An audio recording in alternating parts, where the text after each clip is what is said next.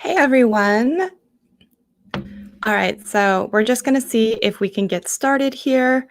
And if you are out there and you can hear me, can you give me a little wave and a hi and we can hear you, anything like that?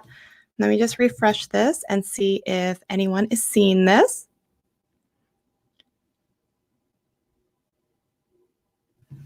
Let's see here.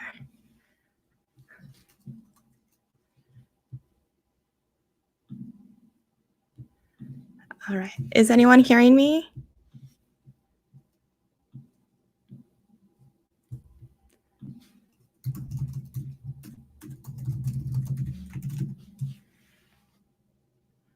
Let me just make sure. You can see me? You can hear me? Oh, thank goodness. Okay.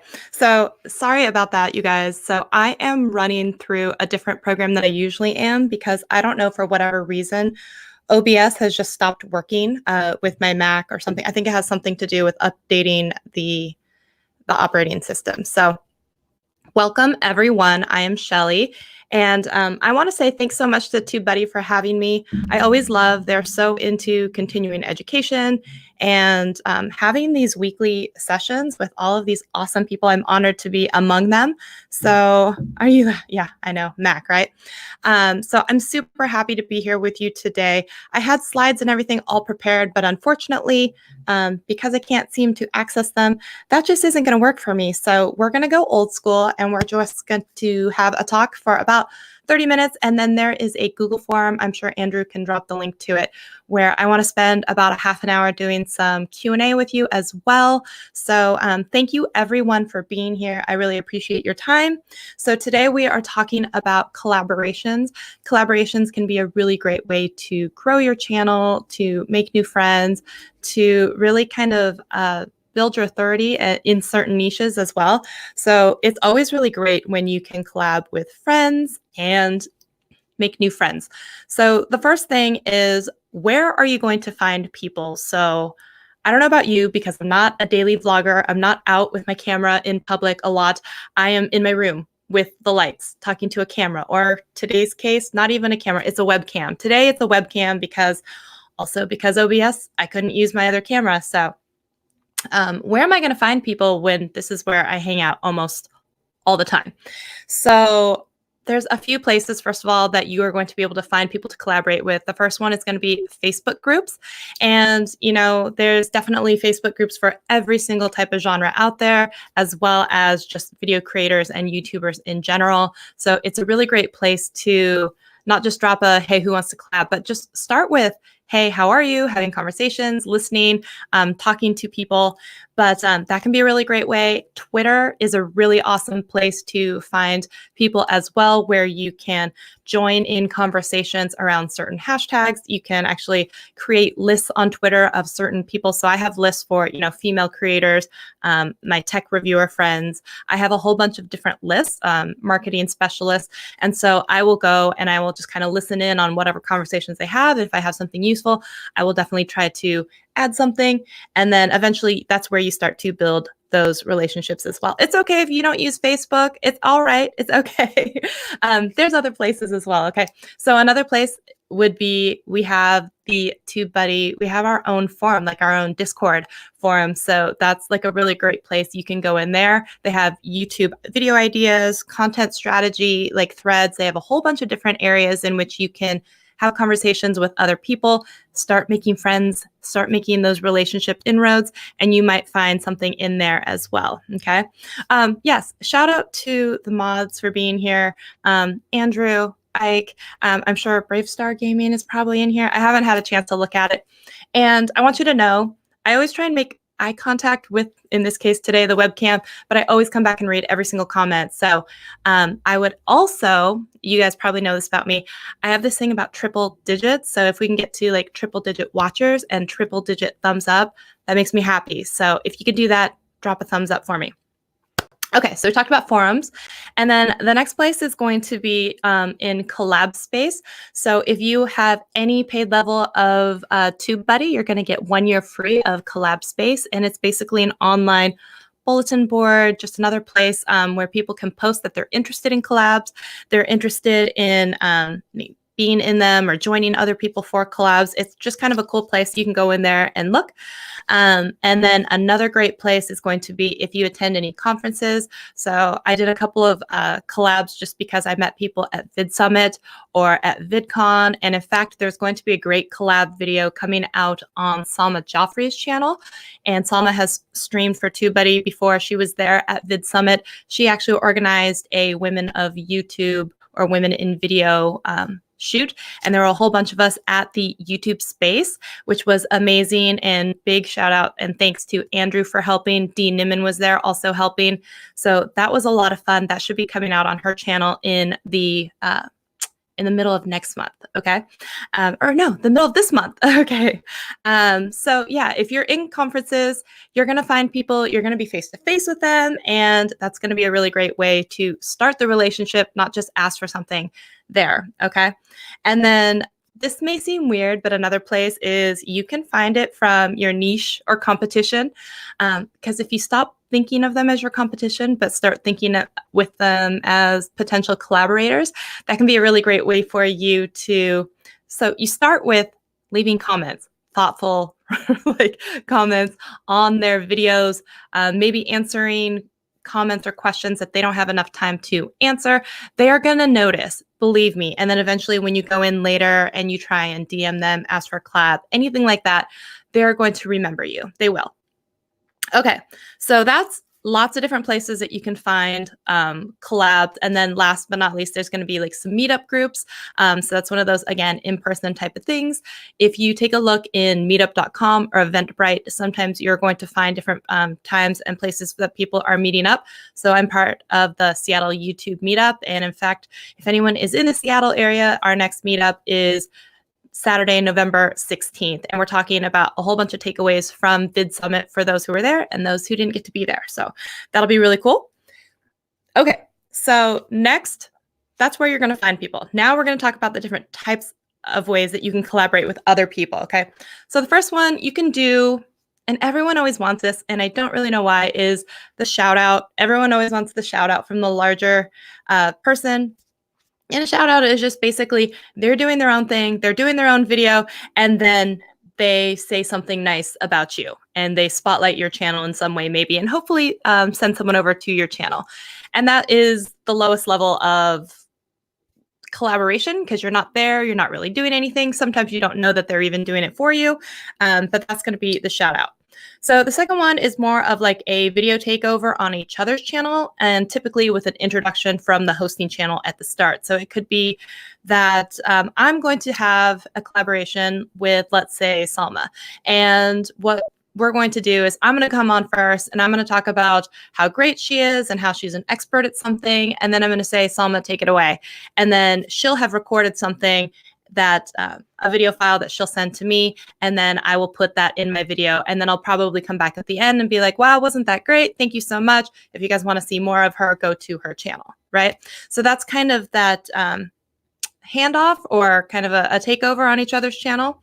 And then the next is you can be kind of collaborating in person where you're doing it over Skype, so you don't have to be in necessarily the same place at the same time. You just have to be at the same place online at the same time. And so you can just be side by side and doing like an interview style, and those work really well for things, podcasts or interviews, stuff like that, where you can always strip out the audio later or keep it up in video, and you have then your side by side collaboration. So if this is making sense to you guys so far, can we get a thumbs up? Can we get a thumbs up? Yes? Okay. All right. So the next one is going to be both on the same channel at the same time. Typically, you would probably have a couple of these because you'd have one on one person's channel and one on the other person's channel. That would be a good way to do it, so you're both getting the same type of exposure. But it's not always the case. Sometimes it's just one channel that will have it. But you'll basically usually be side by side. You'll be doing something like a challenge, an interview, whatever it is, but you're going to be in person together. And those are always really great because you get that vibe of, you know, interacting with another person. But also, as just a caveat for some people that are introverts that usually are used to filming by themselves in just a room, talking to a camera, sometimes in-person collaborations can be a little bit squeamish just because they're not used to filming with someone else, and all of a sudden they get very nervous and they just don't act like themselves anymore. So it can be different. Okay, so that's going to be a side by side, and then we have ones where we have a complimentary, which is, let's say you have a top 10 back to school tips or something like that, and you could do 5 on one channel and 5 on the other channel, or you could do like a top 5 worst 5 of something together, or it could be one is talking about Facebook marketing and the other one is talking about Pinterest marketing, but it's all under the umbrella of social media marketing together. So those are those complementary type of videos that go together, but they're not necessarily the exact same thing. But then there's also the same type of collab where you can have the same thing. So it's my top 5 books, my top 5 holy grail beauty items, my top 5 gifts for Christmas, something like that, where the subject is the same, but the interpretation and delivery of it is different. So that is another way that you can do a collaboration as well. What do I see here? I see Star Academy Gaming. I knew you would be here. Hello, thank you for being here. And they are saying someone's breathtaking. So congrats to you for being breathtaking, people. Okay. Does anybody have any other types of collabs that they've noticed or seen? Let me know. Okay, let me know. Okay, so the next one is, who should you collaborate with and kind of like how?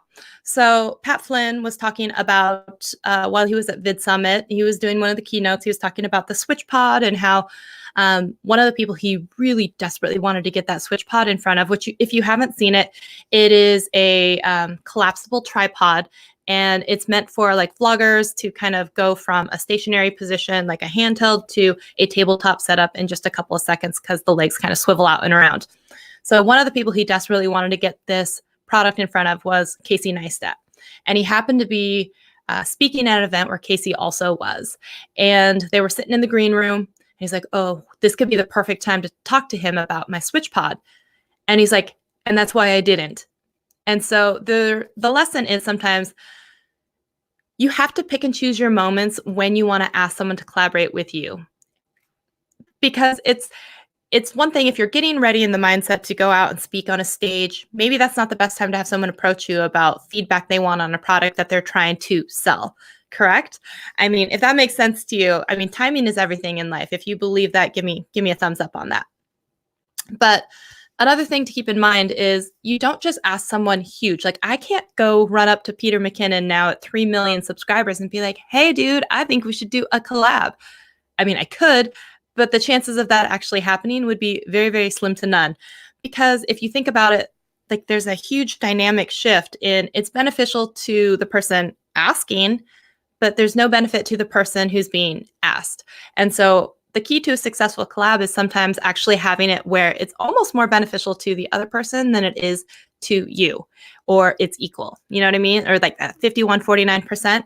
And if it's all benefit for you and no benefit for them, there's no reason for them to say yes, unless I'm not saying that bigger channels won't collab with very small channels. That's not what I'm saying. I'm saying unless something has to like be in alignment, and that's got to be an opportunity they've never had before, some experience they've never had before, or something that just really intrigues or moves them. So that's kind of why that would happen for them. So first of all, there was an example when I went to VidCon. There's a channel called like What's Inside or something like that. I guess they look inside of things. And there was a very small channel. They had a track and field foam pit, like when you go over a pole vault and then you land on one of those big mats. And they were like, our school is going to be getting rid of this one and bringing in a new one. So they decided to pitch that channel, that big channel, like What's Inside. And they said, hey, if you want to come do a collab with us, we have this big foam pit mat thing, which is going to be gotten rid of and disposed. Do you want to cut it inside and see what's inside? And the guy was like, yeah. And he didn't care how big the channel was. And so that was one of those things where that was not going to be an opportunity that he had very often. And he was like, yes, I'm going to do that. I want to do that with you. And so in that case, he didn't care about the subscriber number. He just thought that was an experience he'd never had and he wanted to do it. Okay. So sorry, I'm looking at my notes here. I had to do this old school because my slides won't work either because OBS was broken. Sorry. I'm sorry about that. Okay, so that was part of crafting the irresistible offer. And that is go into a collaboration pitch with a plan. So it doesn't just mean tweet at someone, hey man, collab with me, emailing someone, you want to do a collab? Because that is not usually going to be a very successful thing for you. And if you think about it, the people who take the time to actually craft a thoughtful response request are more likely to get a answer, at least not just be completely ignored, but at least an answer. And also keep in mind that just because someone says no, it doesn't always mean no forever. It just means maybe no for right now. Maybe they're in the middle of a book launch or a product launch and they just don't have time to do a collab, but it doesn't mean that they wouldn't do it in the future. So if you can send them reasons for why they would want to do a collab with you, and you can send them ideas. So some people have done, they've sent scripts, storyboards, outlines in advance, or like, hey, this is the collab I'm picturing. This is what I need you for. If it's like a big YouTuber, you say, hey, I only need you for like 1 minute of your time. This is the line you have to say. This is the entire story. This is why we're doing it. You're more likely to get a yes than just walking up to someone cold pitching, being like, hey, you want to do a collab? And they're almost always, they're going to be like, no, I don't, because they're just not going to have the time to do that. You can't push all the work onto others. Nope, sorry. In fact, you might even get farther with someone if you say, hey, all you have to do is this little bit, and I'm just going to mention you and you don't have to do anything else because I'm going to edit the entire video. I'm going to send you a link to it. I'm going to do all the work, all the heavy lifting. All you have to do is say these 2 lines or whatever it is. That is a higher chance of you actually getting that collab than just, like I said, cold pitching someone. Okay. And then one thing to think about is everyone wants to always collab with the huge channel. Keep in mind that you could be a huge channel to someone else. And so people always are looking sometimes forward and they're never looking behind them at the person who has, 100 subscribers, 50 subscribers, 500 subscribers because you have 10,000 subscribers. Yes, it's a good general rule that it's good to collab with people around your same size, but you could be that huge channel for someone else and you could be like, it could be a really good collab is what I'm saying. So don't disqualify anyone just because you think that they have, a smaller following than you. And you never know, all of a sudden that channel is going to blow up and your video is going to be on their channel forever, right? So that's good. So another thing is you want to make sure that the people that you collab with, that it makes sense. Okay. For myself, it may not make the most sense for me if I was a tech review channel to have a slime channel collaborate with me. Probably not like complimentary in some way. You could do it if it's just for fun, but don't expect that necessarily you're going to get a big bump in subscribers from their audience coming to watch you. So keep that in mind. There are collabs for fun. There are collabs for growth. Most people are doing collabs for growth, not just for fun.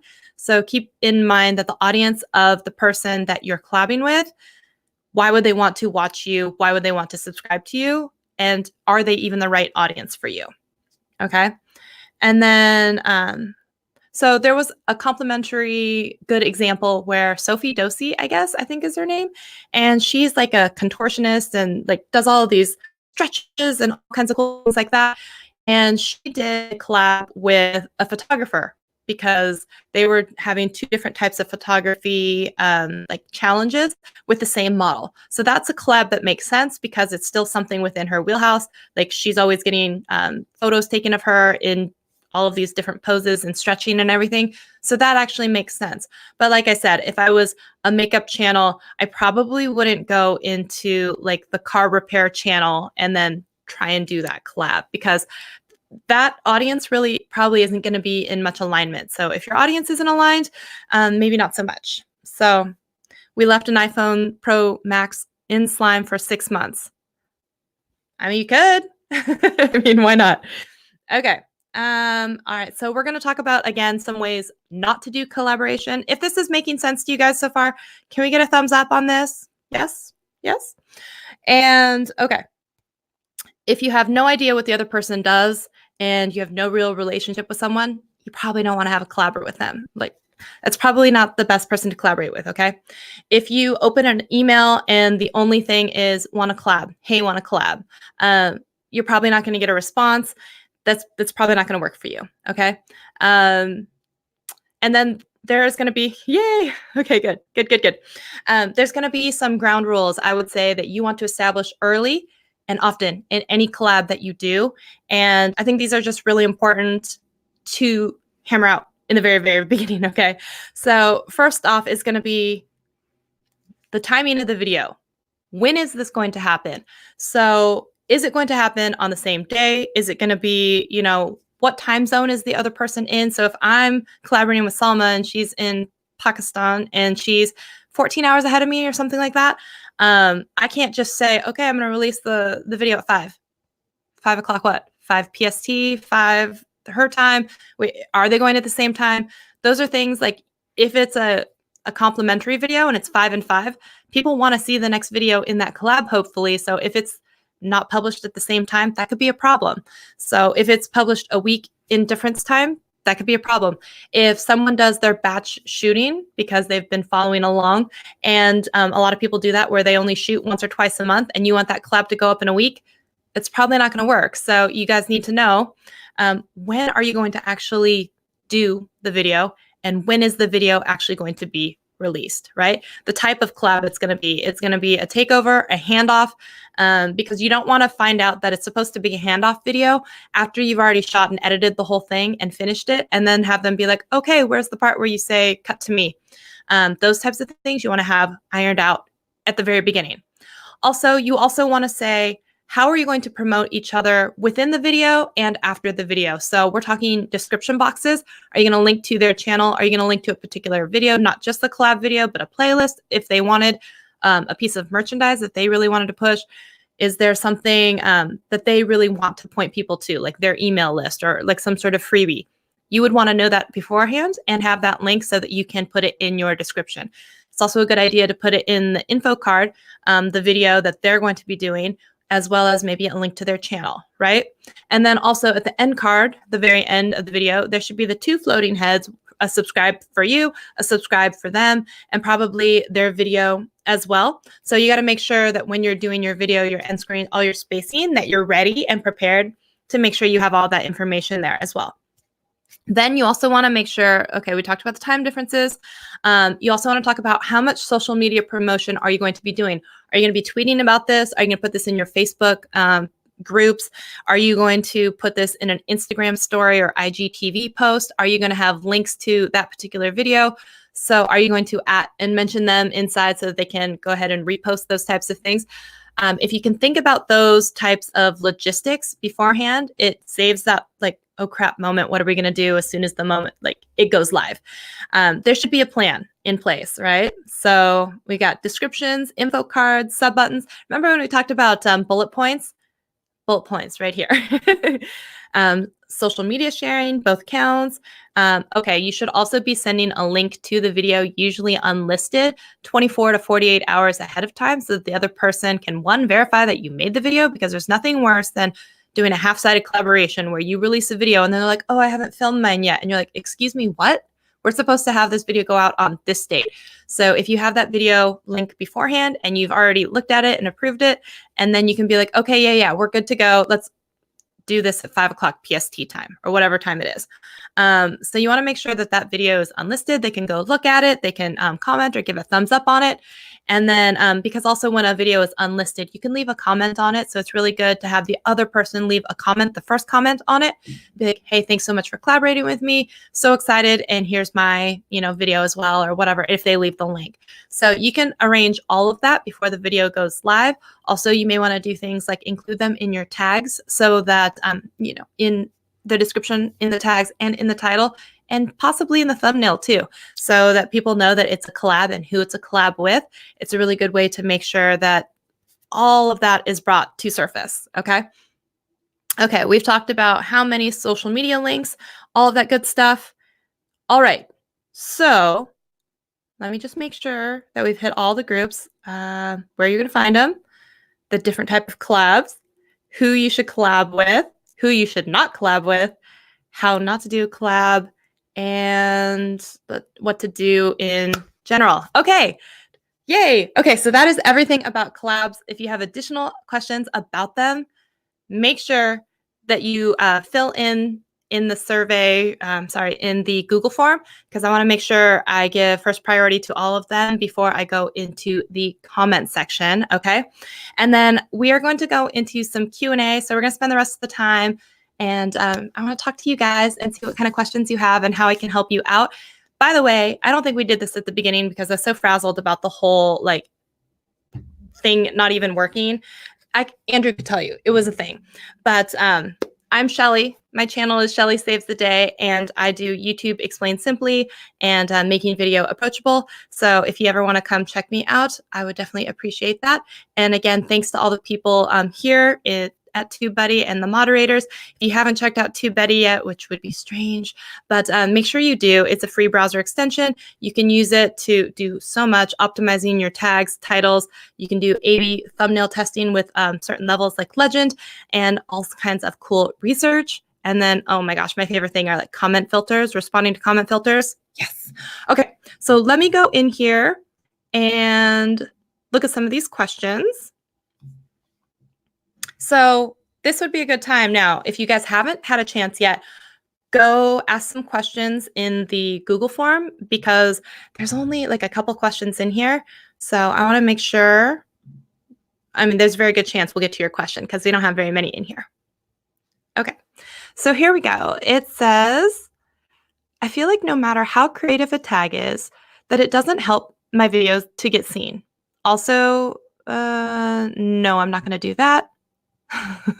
Okay, so we'll start with the top one. It says, no matter how creative a tag is, it doesn't help get my videos seen. So let's talk about this for a second. Tags are a really great way to help YouTube classify what your video is talking about, okay?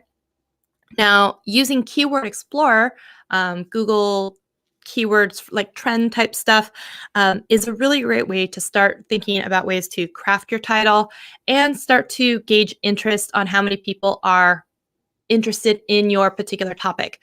Now, just because you can get creative with a tag, it doesn't mean that the search volume is there. So it's twofold, right? So it's to get a good score, people probably want to be looking for it, and there probably shouldn't be too many videos in competition around it. That's kind of what makes for that sweet spot. And that's what you want to go after. Now, you can get a really creative tag, but it doesn't mean that the search volume is there. So if people aren't looking for it, no matter how well optimized that particular tag is, it's not going to help, because if it's the best score, but one person a month looks for it, no one's going to see it. Does that make sense? Does that make sense? I hope that makes sense. Whoever asked that question. Oh, wait, they said they're not going to be on the live stream, so never mind. Okay, I want to question, okay, can I start a team for small YouTubers? That's the question. Okay. Can I start a team for small YouTubers? I don't know exactly what that means, but I think it's great. If you're part of the Cody Warner No Small Creator crew, you would know there's no such thing as a small creator, right? Can I start a team for small YouTubers? I don't see why not. I guess it's going to depend on what that team does and if they want to get paid. If it's for experience, then yeah, definitely. But I'm not sure. I would need to know more about that. So whoever asked that question, I think it was Sven Black. Can you tell me more? Because I'm not sure exactly what you mean by that. Okay. The next one is, it's awfully generic. It says, why I don't have views on my channel. Okay, so why you don't have views on a channel is going to be, it could be that, we've talked about this a lot, and I don't mean to hurt anybody's feelings, but every time I say it, I think I probably managed to hurt someone's feelings, so I apologize in advance. If you're not getting views on a channel, it's because your title is bad, your thumbnail is bad, or your on-screen presence. These are all ors. These are not ands. These are ors, okay? Your on-screen presence and delivery is bad. The content that you're trying to actually give, the information inside of it, is not good. It's bad. your metadata and description are bad, or no one's looking for it. So, I mean, that's kind of what it someone said, "Ouch." I'm sorry. I apologize in advance. I mean, that's all it ever comes down to is at the very beginning, um, if you're not getting the click-through rate is probably one of the biggest indicators. If you're below a 2% click-through rate, your thumbnail's not getting people to stop and look at your video, and you have to think about what is gonna slow the scroll. People are like, what, 80% of traffic is on your phone, so your thumbnail is also only 2 inches by 1 inch, something like that, and people are scrolling, and if there's not something enticing in that thumbnail to make them stop and slow their scroll. So yeah, slow the scroll. If you can't get them to slow the scroll and then can't get them to click on it, it doesn't matter how good your content inside of that video is ever going to be. It could be the best content in the world, the most educational, the most groundbreaking, riveting, the secrets of the universe inside of this video. If you can't get people to click on it, they're never going to know. They're never going to know. So, and it could be that if your click-through rate is really, really good, then the next clue is go look at your average view duration. If you're not getting 50% of the people to the end of your video, if you're seeing a steep decline at the very beginning, the first 30 seconds of your video, maybe you have an intro that's too long. Maybe you've done some sort of clickbait. Maybe you've already turned them off in some way that isn't promising what was promised to be delivered in the thumbnail or title. That's going to be a very telltale sign. If your drop off and your 50% cliff isn't somewhere, the 50% cliff is where in the video, in your average view duration, where does half of your audience leave? If it's in the first third of your video, maybe you're taking too long to get to your first point. If it's at the end of your video, then you're probably doing okay. Okay. But just those are going to be some of the biggest indicators that you can look for is if no one is clicking into your video with your click-through rate being like 2% or below, that's a big problem. If your average view duration isn't very good because like the cliff is telling you so, you got to look at that. Okay. I hope that's helpful. Let me see here. Oh, Salma's in the house. Hey, Salma. I'm so excited to see that Women in Video collab video go up on your channel. I think you said in a couple of weeks. Yay. I'm so excited for that. That was so cool. All right. What is the best way to send or share video clips? Okay. So I guess I would say, what is the purpose of sharing the video clips? So if you're doing something like when we were talking about promotion and collaboration, where if you wanted to talk about something or if you wanted to do like a little Instagram story or something like that, you could send it to someone via the DM or, for larger files, you could do something like Dropbox or Google Cloud. You could do something like that. I guess I would need to know what is the purpose of doing it. And then one other thing, don't forget, is you can always shrinkify that file, like run it through Handbrake or some sort of compressor first to just kind of make it a smaller file. And then you might be able to send it to them that way after it's shrunk. Okay. Hi, Shelly. Hi, whoever that is. Do you believe that it's important to publish videos at a certain time, the days that you upload? What I mean, should you make sure to always upload it at 6 p.m., for example, or does it even matter? Thanks for doing the stream. Love it. Oh, thank you. Okay. Do you believe it's important to publish videos at a certain time? The days that you upload. So here's what I would say is if on your banner you say new videos Monday, Wednesday, Friday at 5 p.m., do I believe that you should release it at 5 p.m. on those days? Yes. Or take it off your banner, because if you're going to promise something to someone, just like if you're watching Friends on a Thursday at 8 o'clock, if it showed up at 8:07, it would be like, that's weird. Or if it didn't show up at all and it wasn't winter break, you'd be like, that's really weird. Where did they go? If you're talking about you need to upload it the same day that you're going to release it, no, I don't believe that that is the case. I'm a big proponent of trying to batch shoot. And if you're ready and ahead of time, I would upload and set things to like private and then put them scheduled for later. You can use like the sunset feature in TubeBuddy. You can use inside of YouTube itself in the studio, but I prefer the one sometimes through TubeBuddy because then you can still leave the comments and kind of make it public when you need to because it's unlisted. But sometimes I also believe in uploading it like a day or two ahead. That way you don't have to sit there and wait for the, if you release it right away as soon as you are uploading it, then you also run the risk of having it be released. And, if it hasn't done the full encoding yet and it's only released at 360, that's not a very good viewing experience for the people watching. And I would rather wait for it to be 1080p, or if you're in 4K, I would wait for it to be rendered at that so that the person watching can have the best viewing experience. That's my personal opinion on that. Okay. How do you reach out to a bigger creator without having a fan creator dynamic? Okay, so this is a really, really excellent question about collabs. So if you think about the example that we had for the foam pit and the what's inside person, right? It wasn't so much that he was a small channel looking to collab with a huge channel. It was about creating some sort of experience that the person hadn't had before. And so if you think about it that way, at the end of the day, we're all just people. And I think a lot of the larger creators are probably tired of people looking at them like they're in a fishbowl and always thinking like, what's in it for me? What's in it for me? What's in it for me? Or like, what can I take from this bigger creator? How can I use them to elevate myself, my channel, my popularity, right? And I would say it's very common that the larger creators start to feel abused, taken advantage of, and they want to do less and less collaborations because of it, because of the fact that they're like, there's nothing in it for me, it's draining for me, and why would I want to keep doing this? So instead of just being like, oh my God, I love you so much, I would so appreciate it, or trying to make them feel bad about like, if I don't do this collab, my channel is never going to grow. Like, they don't care that your channel isn't going to grow. That doesn't mean anything to them, right?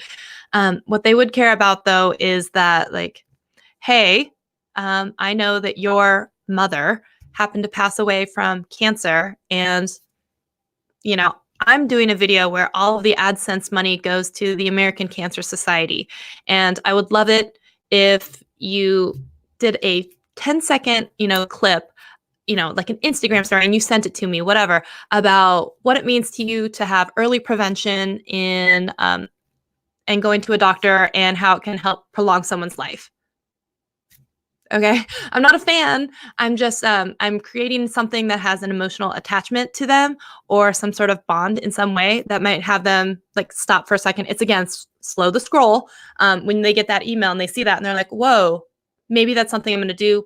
If it's very low barrier for them to actually do it, they're not having to fly to you.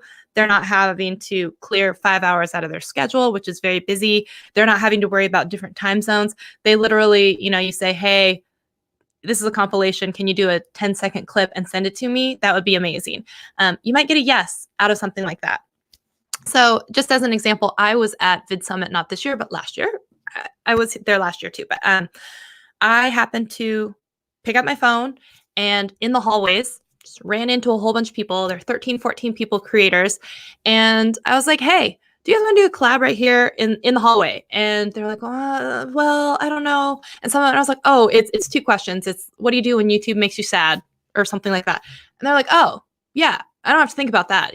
Here's my answer. And so last year I made a collab video with 13 YouTubers, like Sarah Dici and like a whole bunch of others. And it was one question. The low barrier of entry was, oh, I got my phone here. Do you want to say 15 seconds of what makes you sad about YouTube and what do you do to get over it and feel better?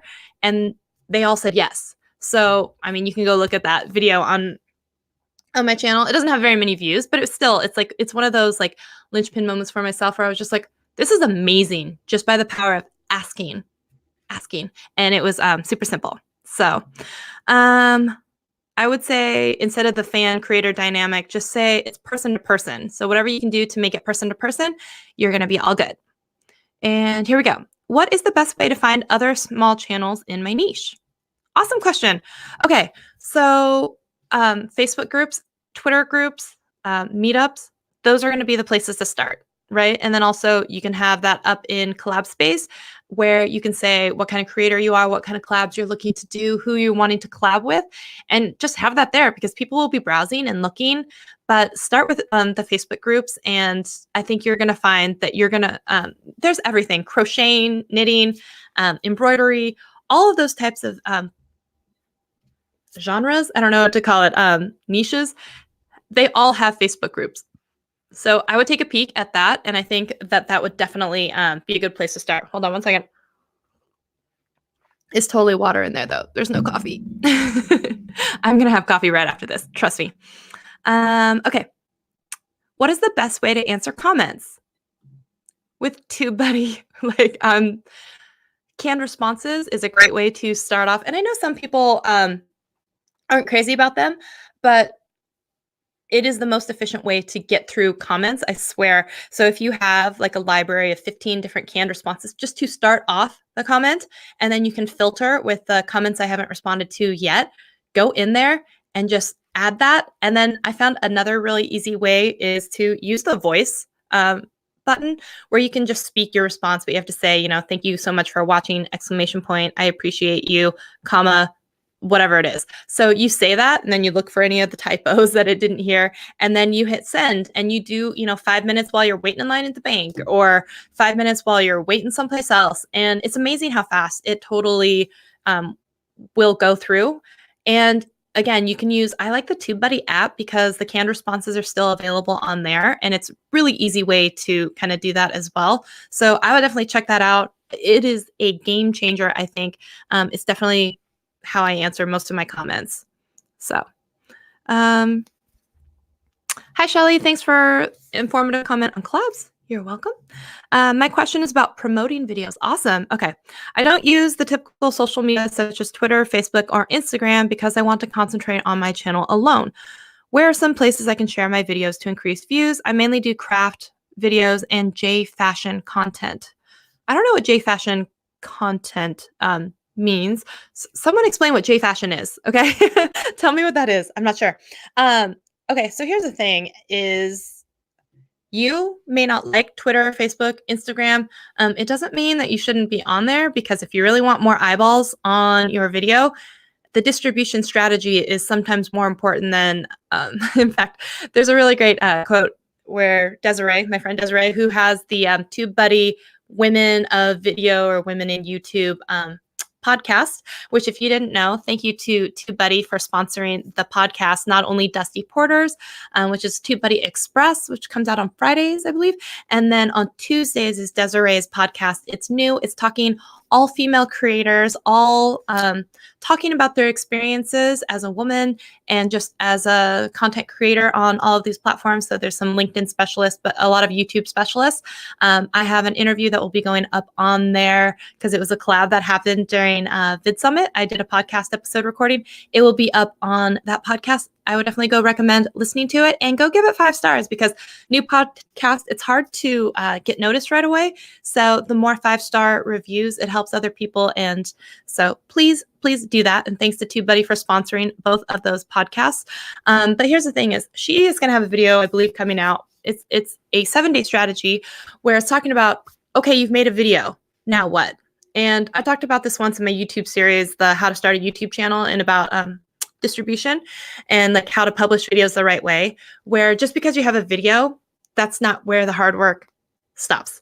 It's sometimes where it begins, because you have to take that video and you have to put it out on all the places, because you don't know where people are necessarily coming from, and you want to meet them where they are, but you want to try and convince everyone to come to your party. So it's difficult to do that if the only place you are is inside that party, inside one room. And social media, like think about if you put all your eggs in one basket, such as like Vine, that didn't work so well for some people, because that's not a place where you can always count on people to do that, right? And then that platform goes away, and then they didn't have a way to connect to their audience anymore. So I would also highly encourage people to really start working on like an email distribution list, finding some way to communicate with people. If you don't want to be on social media like Twitter and Facebook and Instagram, which I think you should have those accounts just to have another place to publish your content, because the more places that have your links and are coming back to YouTube, and YouTube is, what do they care about? They want you to bring people to the platform. They want people to keep staying on the platform, and they don't want people to leave the platform. So if you can bring people to it just based on a Twitter tweet or an Instagram story or IGTV link, they like that. And they're like, oh, more people like it. They're coming from outside sources to view this video. We need to push it up a little bit in the algorithm and have more people see it because they're obviously enjoying it. Granted that the average view duration is good, right? But you want to be on those platforms because you need to be seen. But another thing is you can always start giving away little digital freebies or something like that, and then start emailing people. So, I mean, if you went through your email list and started, even if it was 5 people, you probably have 5 friends that you could personally say, hey, I'd really appreciate it if you watched my latest video, and gave it a thumbs up. It would help me out. That is an email list. If you just went to 5 of your friends and said that, if you sent them a text message that said, hey, Susie, I would really appreciate it if you watched my latest video and gave it a thumbs up, that would really mean a lot. And that would help support my channel. So, think about the other ways. If you're not going to use what social media is actually kind of meant for, then you're going to have to be extroverted in the ways that you're going to find people. So that means in your real life, you're going to be going up to people at the grocery store and being like, giving them a business card, being like, check out my YouTube channel. Hey, you're waiting in line with someone for a while and at a restaurant or whatever it is. Hey, I have a YouTube channel. But doesn't that seem weird? Because that doesn't mean that that's your audience. It actually would make more sense for you to be in the like-minded Facebook group, in the like-minded Twitter sphere, in the like-minded, like people who already know you and like you from your Facebook and from your Instagram. So I would highly encourage you to be on social media. But if you're not going to be, get creative. Starting your own email list is definitely going to be helpful. But yes. Okay. Is doing panels a good way of bringing people who could be potential subscribers and regular viewers? Panels. I would say it depends on what the panel discussion is. People like panels a lot of the time because it doesn't require a lot of preparation. Sorry, that's my dog Cooper. And it doesn't mean that the one person is going to be speaking the entire time, right? It just means that you just have to have an opinion on something. And that's the beauty of panels. But if it's a panel about like political ideology and climate change, and you're a slime making channel or a baking channel, then just because it's a panel on an interesting topic, it doesn't necessarily mean it's going to help benefit your channel. So I would say not necessarily. But if it's around a topic that is complementary to your channel topics, then maybe, maybe. You came late. This could have been asked. Let's find out. Considering a collab with another small channel that is loosely related, but is not in the exact niche. He is a men's life coach. I am a travel advice channel. Is this a bad idea or worth doing? We're still working on the exact video topic. Okay, so again, good question. Thank you for asking that, whoever you are. I think it's, Eiler Window. I love that. I've totally seen that username a couple places. Men's life coach, travel advice channel. I think that can work. And again, it can be complementary, and how you start brain dumping is what I like to call it, where you basically just thought vomit. You just kind of throw it out there, everything, and see what sticks. And you start thinking about like, what would make sense for our channel? So if it's like a men's advice channel and you're a travel channel and you're like, where are the best places to, I don't know, you guys, find a woman or find a man, or the most stylish places that you can go to beef up my wardrobe, or the places that I can go if I'm really into sports, or whatever the lifestyle channel is about, right? The best places that I could travel if I really want to learn how to cook, if I want to visit the best museums. So there's definitely ways that they can mesh together. You just want to be smart about that. And thought vomit, yeah. It happens, right? And thought vomit, word vomit, it all happens at the same time. Basically, I'll go into Trello or I'll start writing things down, and it's not good idea, bad idea. It's just write out everything you can think of and all these different angles. And then once you start reading them, you can start crossing some off and be like, oh, maybe later, maybe not this collab. Yes, maybe for my main channel, this is the winner. You know what I mean? And so it's really great. It's just like when you're first starting out a YouTube channel, I would always encourage anyone to thought vomit all over a spreadsheet and really think about what kind of videos that they want to make. I especially give this advice to people who want and think they want to be a variety channel and talk about a few topics. I would say if you really plot out your first 50 video ideas or just, write down 60 ideas, you're going to find that one of those columns is going to be a lot bigger than the other and excite you more. And that's probably the one that you want to focus on. So I hope that helps. Just think of a way that it can be complementary.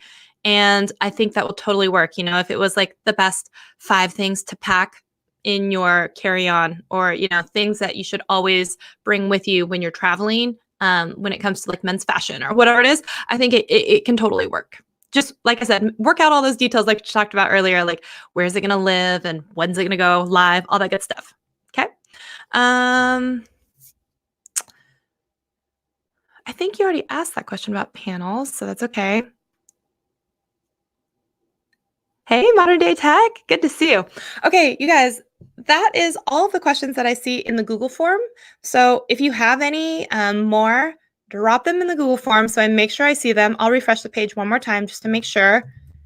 And then if there aren't any more in here, I will also take another gander through the chat section and see if there's something in there as well. And I do want to take a moment. I'm so sorry. I usually always have the chat up on the screen because I love to have you guys on screen with me. But like I said, the issues with OBS, I really had a problem today with that. So Wendell loves the thought vomit. That's new for me. I try.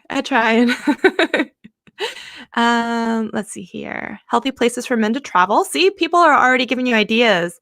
You're feeling sick and nauseous right now. I'm sorry, Ike. I'm very, very sorry. And yes, let's see here. I think I saw something. Did I see something come in? Someone just said, why are collabs important? Couldn't I just make it on my own? Absolutely. And in fact, absolutely, you can make it on your own. But the reason why collabs are important, there's a few reasons. One, they're fun. And sometimes you collab with other people for no other reason, not for social justice and change, not for popularity, but because it's fun. So I did a collab with my friend, Andrew Edwards. So he is a tech reviewer. He's an OG. Like, he will tell you personally, if you meet him, that he invented the unboxing video. And you know what? I don't know if there's enough proof to disprove that is true, because he's been literally on blogs and video doing it for 11 years or more. And I told him one day, I was like, because we were talking about weird food, and I'm like, we're going to do a weird food collab. No, he invited himself to it. There's a whole story if you go watch the video. But basically, we do a trying candy from Australia. So it was a double collab because it was also a collab from a girl that I met from inside of a Facebook group where she was in Australia. I'm here in the States in Seattle, and we were talking, and I was like, I've always wanted to do like a box swap video with someone, but you can't always trust people that you're doing it with. She's like, I want to do one. And I'm like, okay, yeah, let's do it. And then she said, let's do it with food. And I'm like, I'm in. So we did trying American and trying Australian candies. And so then when I told him I was doing this video, he invited himself over to my house to do the collab. And that's how that collab went down. But that one was just for fun. Neither of our channels are about mukbang, however you say it. And it was just for fun, and no one was trying to get more subscribers or anything. And we didn't gain any subscribers from that. We hardly got any views on it, but we had a blast, and we just had a good time doing it. So, but you don't have to do it. Sometimes they can just be for fun or for friendship. You can gain subscribers if, like I said, they're complementary audiences and they're interested in both of you.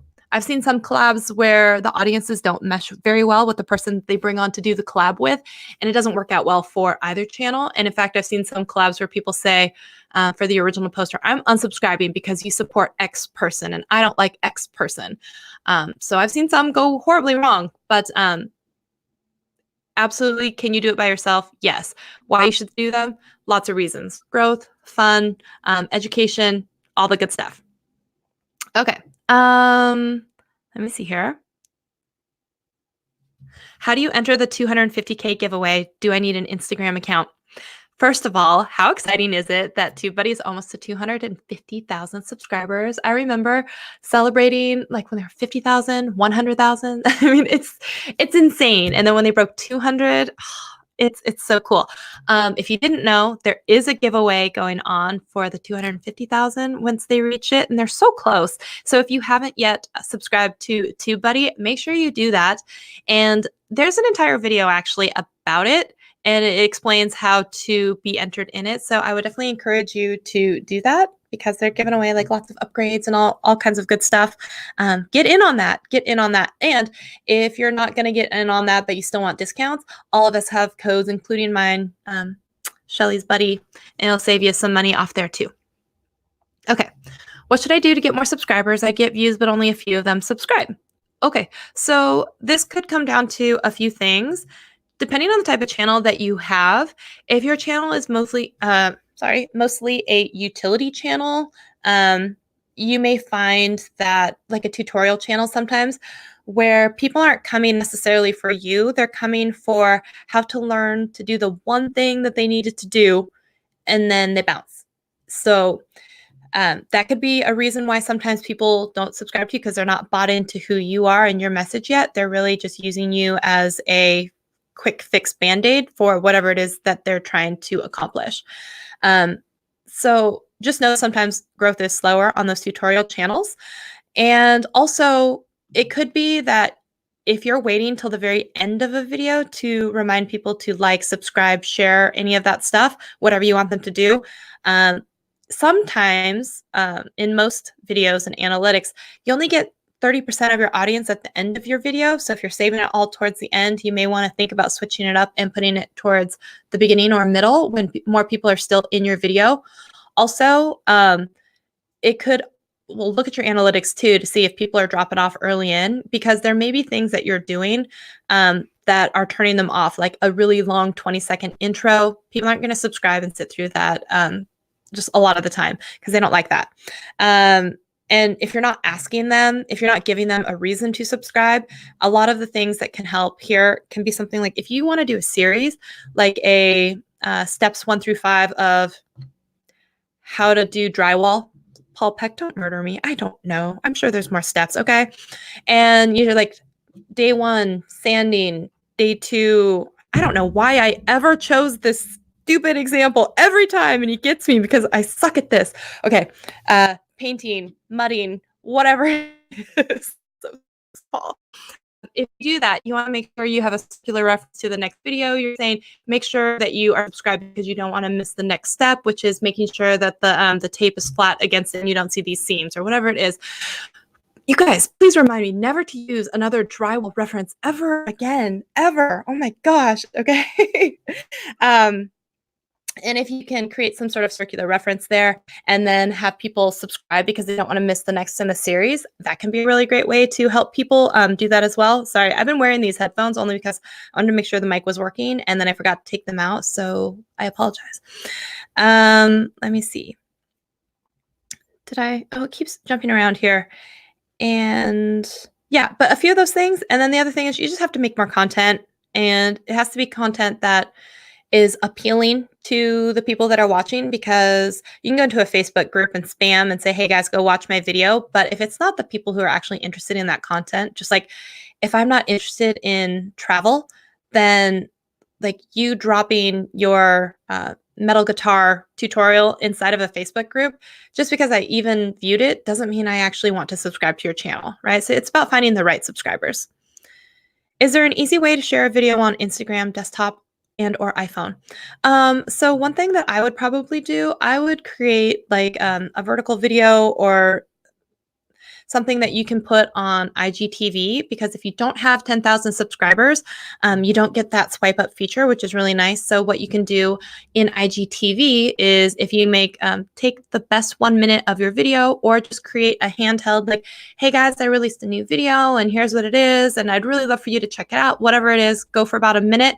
you can put the link to the YouTube video in the IGTV video, and that link is clickable. So you can add a little graphic if you want, and say, hey, click here, and it will take them to the YouTube video. If you don't have the 10,000 swipe up. And then the thing is, once you have that IGTV video, you can share it to your story. You can also have it as a preview in your Instagram feed, and you can go in later and hide it, but you can have that going for a little while, and then people will click on it. It will take them to the IGTV video. They click on the link and go to the video. Okay. The Explorer page on IGTV, or even the Explore page in Instagram, that is curated based on your likes, interactions, and feeds. So your watch, your page will look completely different than Andrew's or Ike's or anyone else's, because it's based on who you interact with, what kind of posts you like. They try and serve you up stuff in that feed to that will entice you to stay on the platform. So, oh shoot, we're almost out of time. I'm so sorry. There's one last question. Do you believe it's more important to have a complementary audience or chemistry energy with the person that you plan to collaborate with? Both. I've seen two makeup people just because they have a complementary audience. One is very polarizing, and the other was kind of up until that particular point was viewed as a non-problematic beauty guru. And just because they were complementary, but their audiences did not mesh well at all, that blew up. It didn't go well for some of them. And then another thing is, you can have just great chemistry with your co-collaborators, but if the audience isn't exactly aligned, then it doesn't mean that the audience is going to like you enough to subscribe to your channel. So it kind of has to be a mix of both. Sorry, that's kind of a non-answer answer, but that's kind of, yeah, that's the answer. Both. Okay, so I think we are at time. So I'm so sorry for keeping everyone late on this one. I want to say thank you so much for hanging out with me and all of my technical issues. I appreciate all of you for being here. If you haven't yet, make sure you check out the TubeBuddy browser extension tool so you can use it. I mean, there's a free version, which does a lot of really cool stuff. And then if you want to get a discount, you can use any of our codes.